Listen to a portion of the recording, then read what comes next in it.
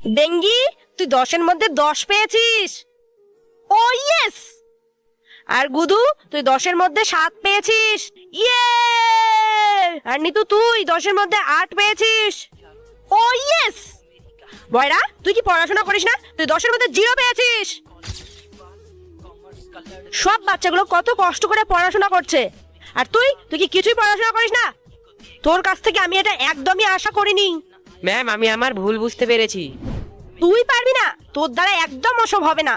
Ma'am, please একবার বলুন না আমাকে কি করতে হবে, শুধু একবার বলুন। দাঁড়া, তোকে বলছি কি কি করতে হবে।